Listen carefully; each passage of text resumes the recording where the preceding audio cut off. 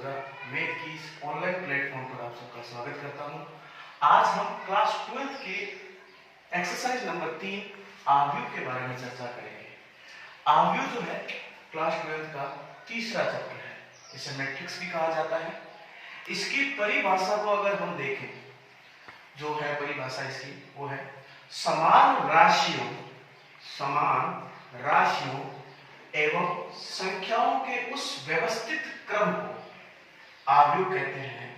दोबारा बोल रहा हूं मैं, समान राशियों एवं संख्याओं के उस व्यवस्थित क्रम को आव्यूह कहते हैं, जिसमें पंक्तियों एवं स्तंभों, पंक्तियों को रो आर से शो करवाएंगे और स्तंभों को कॉलम के आयताकार व वर्गाकार विन्यास के रूप में लिखा जा सकता है। यह राशियां चर, वास्तविक एवं सम्मिश्रित हो सकती है। यह राशियां वास्तविक एवं सम्मिश्रित हो सकती है। आव्यूह में संख्याएं कोष्टक के रूप में लिखी जा सकती है। अब ये किस प्रकार से लिखी जा सकती है उसके बारे में हम डिस्कशन करते हैं। सबसे पहले मान लो कोई हम मैट्रिक्स आव्यूह बनाते हैं। आव्यूह को हमेशा किसके रूप में व्यक्त किया जाता है? कोष्टक में लिखा जाता है। इसमें जितनी भी प्रकार की संख्याएं एवं सम्मिश्र संख्याएं आएंगी, उसको लिखने का जो विन्यास का जो तरीका है वो ये रहेगा। फर्स्ट जो संख्या है उसको A11 से, इसको A12 से, और इस प्रकार से हम लिखते रहेंगे। और दूसरे वाले पंक्ति को स्टार्ट करते हैं तो ये आ जाएगा A21, A22, A23 और ये इस तरीके से चलती जाती है। तीसरी पंक्ति को हम लिख सकते हैं A31, A32, A33 और अन्य संख्याओं तक बढ़ाया जा सकता है। पंक्ति को इस प्रकार से जो लिखा जा रहा है उसको पंक्ति से शो करवाते हैं, और पंक्ति पहली पंक्ति है इसलिए इसको R1 से शो करवाया जा सकता है। ये दूसरी पंक्ति है और ये तीसरी पंक्ति है। इस तरीके से ये n पंक्तियों तक लिखा जा सकता है।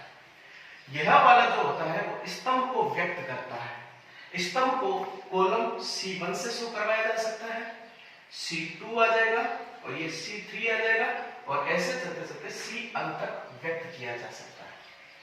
अगर हमें मैट्रिक्स में आव्यूह में पंक्तियों एवं स्तंभों की संख्या को व्यक्त करना है तो उसे m into n के रूप में व्यक्त किया जा सकता है। जैसे कि यहां पर m का मतलब होता है पंक्तियों की संख्या। क्या होता है? पंक्तियों की संख्या, नंबर ऑफ रोज। फिर जो आते हैं n जो है हमारा, ये स्तंभों की संख्या को व्यक्त करता है। किसको व्यक्त करता है? स्तंभों की संख्या को व्यक्त करता है। और इसमें जितने भी उपस्थित तत्व हैं, एलिमेंट हैं, वो कहलाता है नंबर ऑफ एलिमेंट, तत्वों की संख्या। तत्वों की संख्या, और तत्वों की संख्या निकालने का जो फॉर्मूला है, सूत्र के रूप में काम आएगा, ये मल्टीप्लाई कर लो। पंक्तियों की संख्या मल्टीप्लाई स्तंभों की संख्या। इसको हम व्यंजक के रूप में जो व्यक्त कराया जाता है उसको व्यंजक के रूप में इस प्रकार से व्यक्त कराया जा सकता है। A = I, जहां पर I जो है वो एक नेचुरल नंबर से बिलोंग करता है। यहां पर I का मान क्या होना चाहिए? कोई भी प्राकृत संख्या जो है वो I हो सकती है। यहां पर J क्या होता है? J भी यहां पर कोई भी प्राकृत संख्याएं हो सकती है। तो इस प्रकार से हमारे पंक्तियों और स्तंभों से मिलकर जो कोष्टक के रूप में आव्यूह बनता है उसको हम आव्यूह मैट्रिक्स कहते हैं। और इसको व्यंजक के रूप में किस प्रकार से प्रदर्शित कराया जा सकता है? इसको व्यंजक के रूप में A और I के रूप में व्यक्त कराया जाता है। अब हम इस मैट्रिक्स के आव्यूह के प्रकारों के बारे में चर्चा करेंगे। जैसा कि सबसे इंपॉर्टेंट चीज रहती है कि आव्यूह को कितने भागों में बांटा गया है, तो आव्यूह के प्रकार, आव्यूह कितने प्रकार से व्यक्त किया जा सकता है उसके बारे में चर्चा करते हैं। सबसे पहला जो होता है वो होता है पंक्ति आव्यूह। सबसे पहला जो होता है पंक्ति आव्यूह होता है। पंक्ति आव्यूह में हमें परिभाषा कभी नहीं पूछी जाती, लेकिन हमें जो भी डेफिनेशन है वो शब्द के माध्यम से, इस शब्द के माध्यम से हम उसके बारे में पता लगा सकते हैं। जैसे इसमें लिखा है पंक्ति आव्यूह, ऐसा आव्यूह, परिभाषा नहीं लिखा रहा हूं, बोल के समझा रहा हूं, इसमें ऐसा आव्यूह जिसमें एक ही पंक्ति विद्यमान हो, ऐसा आव्यूह जिसमें एक ही पंक्ति विद्यमान हो, वो क्या कहलाता है? पंक्ति आव्यूह कहलाता है। एग्जाम्पल के लिए मैं आपको अगर एक आव्यूह बना के बताऊं तो इस प्रकार का जो आव्यूह होता है ये क्या कहलाएगा? पंक्ति आव्यूह कहलाएगा। इसमें अगर मैं आपसे पूछूं कि इसमें पंक्तियों की संख्या कितनी है, तो आप ये देखो, इसमें कुल पंक्तियों की संख्या 1 है। और कॉलम की संख्या की बात करूं तो हमारे पास इसमें कॉलम जो है वो 3 प्रकार के कॉलम स्तंभ बनते हैं। लेकिन हमें ये ध्यान में रखना है, हमारे पास पंक्ति कितनी होनी चाहिए? पंक्ति हमारे पास 1 होनी चाहिए। और अगर आपसे ये पूछा जाए ये किस प्रकार की मैट्रिक्स है, किस प्रकार का आव्यूह है, तो मैंने आपको बताया m × n से शो करवाया जाता है। मतलब ये है, m का मीन बताया था आपको पंक्तियों की संख्या, m का मतलब क्या बताया? पंक्तियों की संख्या, नंबर ऑफ रोज। और n का जो मीन है, n का मतलब स्तंभों की संख्या, n का मीन क्या है? स्तंभों की संख्या, नंबर ऑफ कॉलम। तो हमें ये देखना है, अगर तत्वों की संख्या निकालनी है तो m, पंक्तियों की संख्या कितनी है हमारे पास? सर पंक्तियों की संख्या हमारे पास 1 है। और स्तंभों की संख्या हमारे पास कितनी है? 3 है। जैसे तत्वों की संख्या निकालनी हो तो m × n के रूप में आपके सूत्र काम करेगा। तो m और n की गुणनफल हमारे पास क्या आएगी? तत्वों की संख्या। क्या आएगा? तत्वों की संख्या। तो हमारे पास पंक्तियों की संख्या 1 है और स्तंभों की संख्या 3 है। हम अगर इसको मल्टीप्लाई करते हैं, गुणनफल करते हैं, तो हमारे पास कितना आता है? 3। तो ये हमारे क्या बने? तत्वों की संख्या। तो एक मैट्रिक्स से हम बहुत सारी चीजों के बारे में जान सकते हैं। पहली प्रकार जो है आव्यूह का, जो प्रकार है वो है पंक्ति आव्यूह। पंक्ति आव्यूह में हम क्या देखते हैं? सर इस प्रकार का आव्यूह जिसमें पंक्तियों की संख्या 1 हो और हमें तत्वों की संख्या निकालनी हो तो पंक्तियों की संख्या गुणनफल स्तंभों की संख्या। आगे चलते हैं। इसमें नंबर 2 में जो आता है, जो इसका प्रकार है उसे कहा जाता है स्तंभ आव्यूह। क्या कहा जाता है? स्तंभ आव्यूह, कॉलम मैट्रिक्स। तो जिस प्रकार से हमने पंक्ति आव्यूह की डेफिनेशन को समझा है, उसी प्रकार हम स्तंभ आव्यूह की परिभाषा को, डेफिनेशन को जानते हैं। इसमें लिख रखा है स्तंभ आव्यूह। तो इस प्रकार की मैट्रिक्स जिसमें स्तंभों की संख्या, पंक्तियों की संख्या को हमें इसमें मतलब नहीं है, इसमें हमें क्या पता लगाना है? इस प्रकार का आव्यूह जिसमें स्तंभों की संख्या कितनी हो? 1 हो। फॉर एग्जाम्पल, एक उदाहरण के तौर पर अगर मैं मैट्रिक्स लूं तो इसमें मैट्रिक्स के रूप में क्या बन जाएगा? A, B and C। कोई भी तत्व होने चाहिए, कोई भी सम्मिश्र संख्या हो सकती है, अल्फाबेटिकली हो सकता है। तो यहाँ पर अगर मैं पूछूं पंक्तियों की संख्या कितनी है, वैसे तो इसमें पंक्तियों की संख्या 3 है, लेकिन जो हमें जरूरत है, जिसके बारे में हमें जानना है, इसमें स्तंभों की संख्या कितनी है? इसमें स्तंभों की संख्या 1 है। तो इस प्रकार का आव्यूह जिसमें स्तंभों की संख्या कितनी हो? 1 हो, वो क्या कहलाता है? स्तंभ आव्यूह कहलाता है, कॉलम मैट्रिक्स कहलाएगा। इसमें भी हम बहुत सारी चीजें जान सकते हैं। जैसा कि मैंने बताया ये किस प्रकार का आव्यूह है, तो आप m × n मींस पंक्तियों की संख्या और n का मतलब होता है स्तंभों की संख्या। तो हम देखते हैं इसमें पंक्तियों की संख्या कितनी है? 3 और स्तंभों की संख्या कितनी है? 1। और इनका गुणनफल, नंबर ऑफ एलिमेंट, तत्वों की संख्या प्राप्त होता है। इनका गुणनफल करेंगे तो हमारे पास तत्व कितने आ जाएंगे? 3। तो ये देख सकते हो आप 1, 2, 3 इसमें तत्व उपस्थित है। इसी प्रकार अगर हम आगे चलते हैं नंबर 3 पे, जो नंबर हमारा 3 जो आव्यूह होता है, प्रकार होता है, उसे कहा जाता है शून्य आव्यूह। क्या कहा जाता है? शून्य आव्यूह। इसे जीरो मैट्रिक्स कहा जाता है, शून्य आव्यूह कहा जाता है। और इसकी परिभाषा भी हमें इसके नाम से ही समझनी है। क्या लिखा हुआ है? शून्य आव्यूह। तो इस प्रकार का आव्यूह, इस प्रकार की मैट्रिक्स जिसमें उपस्थित सभी तत्व वो किस रूप में हो? शून्य के रूप में स्थित हो। जैसे एक एग्जांपल के तौर पर इसमें मैं मैट्रिक्स लूं तो ये एक मैं 2x3 की मैट्रिक्स बना रहा हूं जिसमें 2 का मीन है, पंक्तियों की संख्या 2 और स्तंभ कितने हैं? 3। तो मैं 2 पंक्तियां और 3 स्तंभ बना रहा हूं, लेकिन इसमें जितने भी अवयव है वो सारे क्या होने चाहिए? शून्य, 0 होने चाहिए। तो ऐसा आव्यूह जिसमें सभी तत्व जो है वो कितने हो? सभी तत्व शून्य हो, शून्य आव्यूह कहलाता है। अगर हमें इसमें यह जानना हो कि किस प्रकार की मैट्रिक्स है तो हमें यह देखना है कि उसमें पंक्तियों की संख्या और स्तंभों की संख्या कितनी है। तो अगर मैं आपसे पूछूं दी गई मैट्रिक्स किस प्रकार की मैट्रिक्स है तो आप ये बोलोगे कि सर ये दी गई मैट्रिक्स 2x3 प्रकार की मैट्रिक्स है, जहां पर 2 क्या है? पंक्तियों की संख्या, और जहां पर 3 क्या है? स्तंभों की संख्या। और अगर आपसे पूछे नंबर ऑफ एलिमेंट, तत्वों की संख्या कितनी है, तो इन दोनों का गुणनफल हमारे पास क्या आ जाएगा? तत्वों की संख्या। 2 × 3 = 6।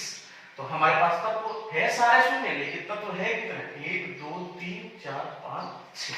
तो तत्वों की संख्या कितनी आ गई? 6 आ गई।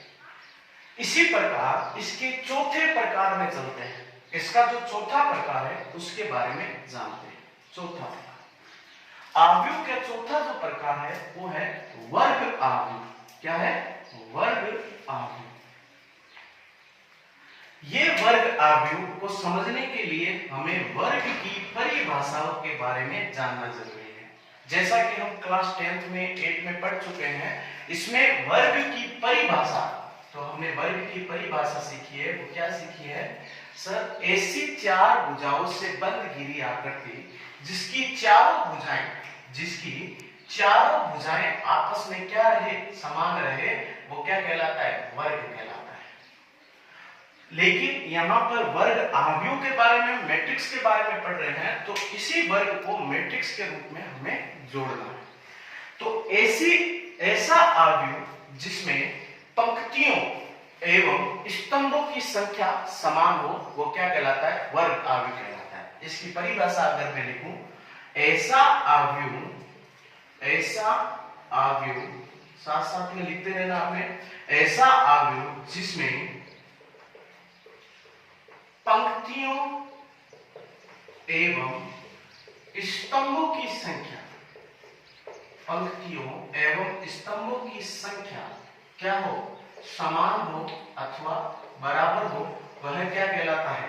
वर्ग आव्यूह कहलाता है। इसको हम परिभाषा के रूप में यह भी लिख सकते हैं, m = n। क्या मतलब हुआ? m का मीन, जैसा कि मैंने आपको बता रखा है, m का मीन होता है पंक्तियों की संख्या, नंबर ऑफ रोज, और n का मीन होता है स्तंभों की संख्या, नंबर ऑफ कॉलम। तो ऐसा आव्यूह जिसमें पंक्ति और स्तंभ दोनों इक्वल हो वो क्या कहलाएगा? वर्ग मैट्रिक्स कहलाएगा। मैं इसमें आपको एक एग्जांपल के तौर पे एक मैट्रिक्स लेके समझाना चाहता हूं। जैसा कि एक मैट्रिक्स ले रहा हूं मैं आपके सामने, इसमें एलिमेंट जो है वो लिखा, एक सिंपल सी मैट्रिक्स है, उसमें एलिमेंट की तत्व जो है इस प्रकार से लिखे गए। अगर मैं आपसे पूछूं ये किस प्रकार की मैट्रिक्स है, तो सर हमें ये पता है कि m × n पंक्तियों की संख्या और स्तंभों की संख्या को प्रदर्शित करवाते हैं, वो हमारी मैट्रिक्स का प्रकार होता है। तो यहाँ पर पंक्तियों की संख्या कितनी है? 3, और स्तंभों की संख्या कितनी है? 3। तो पंक्तियों एवं स्तंभों की संख्या आपस में बराबर है, इसलिए हम इसे किस रूप में लिख सकते हैं? वर्ग आव्यूह के रूप में लिख सकते हैं। इसे स्क्वायर मैट्रिक्स भी कहा जाता है। तो ये इसके 4 प्रकार हैं: पंक्ति मैट्रिक्स, स्तंभ मैट्रिक्स, शून्य मैट्रिक्स, वर्ग मैट्रिक्स।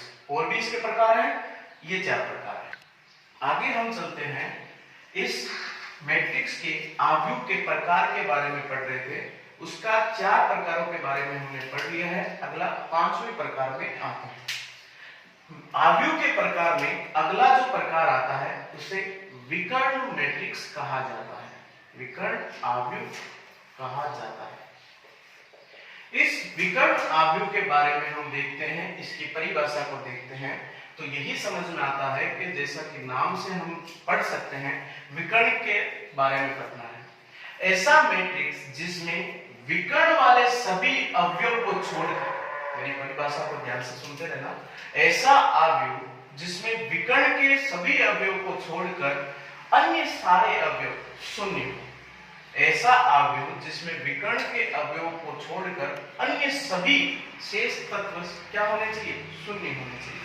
तो मैं एग्जांपल के तौर पर एक मैट्रिक्स तैयार कर रहा हूं जिसमें हमें ये देखना है कि ये क्या विकर्ण मैट्रिक्स है या नहीं। तो हम चलते हैं इसमें।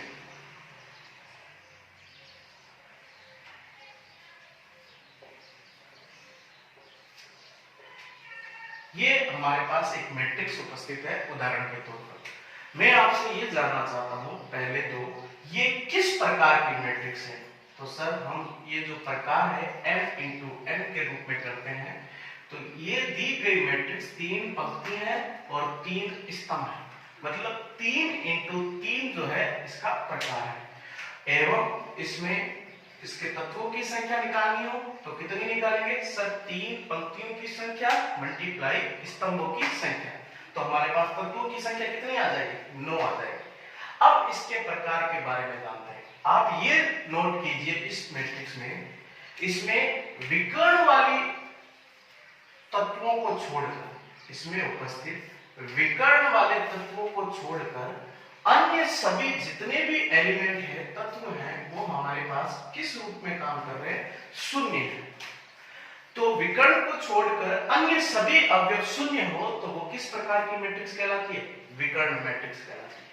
साथ साथ में इसकी परिभाषाओं के बारे में ध्यान में रखना, हमें मैट्रिक्स का प्रकार, टाइप्स ऑफ मैट्रिक्स, उनके बारे में जानने में आसानी रहेगी। तो नंबर 5 कौन सी थी? विकर्ण मैट्रिक्स। फिर आते हैं नंबर 6। ये जो प्रकार है उसे कहा जाता है, अगला उसे अदिश आव्यूह कहा जाता है। किस प्रकार? अदिश आव्यूह।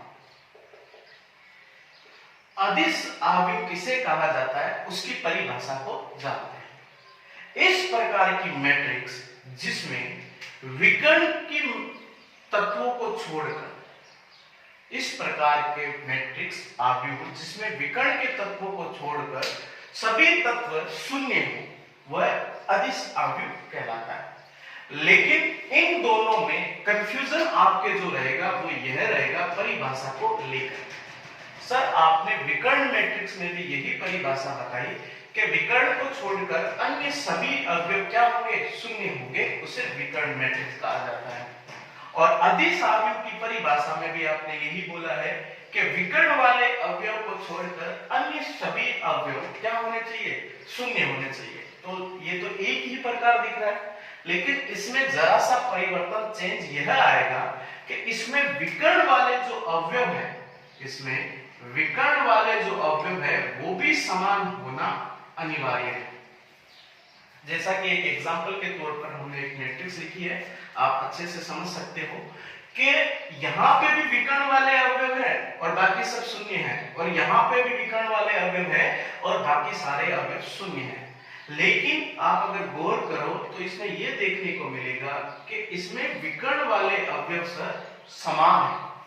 वो -3 भी हो सकता है, या फिर एक एग्जांपल के तौर पर आपको और समझाने की कोशिश करूं, ये हमारे पास मैट्रिक्स है और इसमें भी विकर्ण वाले कॉलम को हमें ध्यान से देखना है।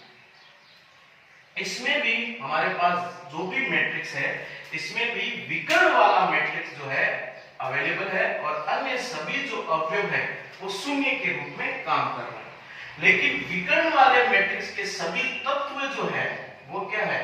तत्व समान है, बराबर है, एक जैसे है। तो हमें यह ध्यान में रखना है विकर्ण मैट्रिक्स और अदिश मैट्रिक्स में कोई खास परिवर्तन नहीं है। सिर्फ इतना सा है कि विकर्ण वाले मैट्रिक्स में सभी विकर्ण को छोड़कर अन्य सभी अवयव जो है वो शून्य है, और अदिश में भी यही ध्यान में रखना है कि विकर्ण को छोड़कर अन्य सभी अवयव शून्य है। लेकिन दोनों में जो परिवर्तन है, डिफरेंस है, आपस में अंतर है, वो ये है कि इसमें विकर्ण वाले अवयव जो है वो समान हो, ये जरूरी नहीं है, लेकिन अदिश आव्यूह में विकर्ण वाले जो अवयव है वो समान होना अनिवार्य है। तो सर हम अगर ये पूछें कि अदिश आव्यूह को क्या हम विकर्ण आव्यूह बोल सकते हैं? बिल्कुल, अदिश आव्यूह एक प्रकार की विकर्ण आव्यूह का काम करता है सदैव, लेकिन विकर्ण आव्यूह जो है वो अदिश आव्यूह का काम करे, ये कंपल्सरी जरूरी नहीं है। फिर आगे चलते हैं अगले मैट्रिक्स में। आगे हम चलते हैं आव्यूह के प्रकार नंबर 7 में। 7 नंबर जो प्रकार है उसके बारे में पढ़ते हैं। आव्यूह का जो प्रकार नंबर 7 है उसे कहा जाता है इकाई आव्यूह, यूनिट मैट्रिक्स के रूप में शो करवाया जाता है। अब इकाई आव्यूह में क्या होता है, किस प्रकार के मैट्रिक्स है, इसको भी हम नाम से इसकी परिभाषा के बारे में जानते हैं। इकाई का तात्पर्य ये होता है एक, तो हम इसकी परिभाषा बनाने की कोशिश करते हैं। इस प्रकार का मैट्रिक्स, इस प्रकार का आव्यूह जिसमें विकर्ण के आव्यूह को छोड़कर अन्य सभी आव्यूह जो होते हैं वो शून्य होते हैं। आप ये देखिएगा, विकर्ण मैट्रिक्स, अदिश मैट्रिक्स और इकाई मैट्रिक्स, इन तीनों में परिभाषाओं में कहीं ना कहीं विकर्ण का नाम लिया जा रहा है। तो इसका मतलब हमें सबसे ज्यादा जो ध्यान में रखना है वो विकर्ण के बारे में ही समझना है, उनमें आपस में कंफ्यूजन पैदा नहीं करना है। इसको हम एग्जाम्पल के तौर पर अगर समझें, इस प्रकार का मैट्रिक्स जिसमें विकर्ण के अवयवों को छोड़कर अन्य सभी अवयव शून्य, लेकिन इसमें एक चीज ऐड क्या करनी है, विकर्ण के जो अवयव है वो क्या होना जरूरी है, इकाई होना जरूरी है, मींस एक होना जरूरी है। जैसा कि मैं एक एग्जांपल के तौर पर लिखूं, ये मैट्रिक्स बना रहा हूं आप सबके सामने, ये जो मैट्रिक्स है वो एक इकाई मैट्रिक्स का काम करती है। ये हम ये भी बोल सकते हैं कि सर आपने पिछली परिभाषा में ये बताया है कि जिसमें विकर्ण के तत्व समान हो वो अदिश मैट्रिक्स कहलाती है। बिल्कुल, ये अदिश मैट्रिक्स का भी काम करता है, लेकिन इसमें तत्व जो है वो क्या है, सारे एक है, इसलिए हम क्या कहेंगे, इसे इकाई मैट्रिक्स बोलेंगे। आप ये देखिए, इसमें जितने भी विकर्ण वाले तत्व हैं, विकर्ण वाले अवयव हैं, वो सारा इकाई है, लेकिन अन्य सभी जितने भी तत्व हैं वो सब क्या है, शून्य है। अगर हम इसके प्रकार के बारे में जानने की कोशिश करें तो पंक्तियों की संख्या मल्टीप्लाई स्तंभों की संख्या, और अगर इसमें तत्वों की संख्या ज्ञात करनी हो तो सर दोनों का गुणनफल हमेशा क्या प्राप्त होता है, वह तत्वों की संख्या प्राप्त होता है। तो नंबर 7 जो है इकाई मैट्रिक्स, इसकी परिभाषा को एक बार और बोल देता हूं। इस प्रकार का आव्यूह जिसमें विकर्ण के आव्यूह जो है उनको छोड़कर अन्य सभी अवयव शून्य हो एवं विकर्ण के सभी अवयव इकाई होना अनिवार्य है, वो क्या कहलाएगा, इकाई मैट्रिक्स कहलाता है। इसका जो लास्ट एंड फाइनल प्रकार है उसके बारे में जानते हैं। नंबर 8 जो प्रकार है आव्यूह का उसे कहा जाता है त्रिभुजाकार आव्यूह। त्रिभुजाकार आव्यूह में ये आपस में दो प्रकार से बन रखा है। इसमें पहला जो प्रकार है उसे कहा जाता है ऊपरी त्रिभुजाकार, पहला जो प्रकार है ऊपरी त्रिभुजाकार आव्यूह, और इसका जो दूसरा प्रकार है निम्न त्रिभुजाकार आव्यूह। अब इन दोनों की परिभाषाओं के बारे में जानते हैं। सबसे पहले हम पढ़ते हैं ऊपरी त्रिभुजाकार आव्यूह के बारे में। जो शब्द इसमें यूज में लिए जाते हैं, प्रयोग में लिए जाते हैं, उनसे मिलकर ही हमारी डेफिनेशन, परिभाषा तैयार होती है और उनसे हमें यह आगे समझने में हेल्प, सहायता देता है। जैसा कि इसमें लिखा है त्रिभुजाकार, तो यह है कि इस प्रकार की आव्यूह में एक त्रिभुज बनेगा, लेकिन इसमें एक और शब्द ऐड किया गया है, वो यह है ऊपरी। तो एक मैं मैट्रिक्स बना रहा हूं, उसको ध्यान से समझना है। हमें एक मैट्रिक्स बना रहा हूं, इसमें लिखा हुआ है, ये तत्व लिख दिया है मैंने, ये तत्व है। आप इसमें ऊपर वाले कॉलम को, ऊपर वाले जो है इसमें आप अगर नोट करोगे तो आपको ये इस प्रकार की आकृति देखने को मिलेगी, जैसे मैं यहाँ पर प्रदर्शित करवा रहा हूं। आप ये देखिए, ये जो आकृति है, ये जो एलिमेंट है, तत्व है, उनसे मिलकर एक हमारे ऊपर की ओर एक त्रिभुज का निर्माण होता है, और बाकी के शेष जितने भी अवयव बचे हैं हमारे इस त्रिभुज के बाहर के अवयव बचे हैं, वो सभी क्या है, शून्य है। और ये एक में नहीं, हर ऊपरी त्रिभुजाकार आव्यूह में इस प्रकार से भी प्रदर्शित करवाया जा सकता है। अब इसकी परिभाषा में चलते हैं। अगर हम इस आव्यूह को देखकर इसकी परिभाषा का निर्माण करते हैं, लिखते हैं, समझते हैं, तो हमें यही पता चलेगा, इस प्रकार का आव्यूह जिसमें ऊपर वाले जो अवयव हैं उनको छोड़कर अन्य सभी अवयव जो है क्या हो, शून्य हो। या इस प्रकार का आव्यूह जिसमें त्रिभुजाकार में उपस्थित सभी तत्व शून्य ना हो और अन्य सभी अवयव शून्य हो, वह क्या कहलाएगा, ऊपरी त्रिभुजाकार आव्यूह कहलाएगा। ऊपरी शब्द से हमें ये याद रखना है, ये त्रिभुज की आकृति जो है वो ऊपर की ओर बनना अनिवार्य है। अब वो चाहे दिशा ये हो या फिर इस तरफ बनाई जा सकती है, लेकिन त्रिभुज के अंदर जो तत्व है, उसके अलावा जो तत्व है, वो सारे क्या होने चाहिए, शून्य होने चाहिए। इसी प्रकार हम चलते हैं नंबर 2 की ओर। उसमें लिखा हुआ है निम्न त्रिभुजाकार आव्यूह। जैसा कि ये जो नाम है त्रिभुजाकार, तो हम इससे ये समझ चुके होंगे आप सब कि इसमें भी त्रिभुज का कहीं ना कहीं महत्व है। बिल्कुल, इसमें भी त्रिभुज की एक आकृति बनेगी, लेकिन शर्त यह है, यहाँ पर जो आकृति बनेगी वो कहाँ बननी चाहिए, नीचे की ओर बननी चाहिए।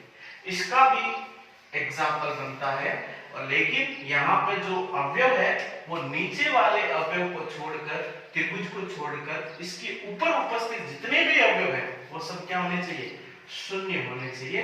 वो कहलाती है निम्न त्रिभुजाकार आव्यूह। तो ये सारे थे हमारे पास आव्यूह के प्रकार।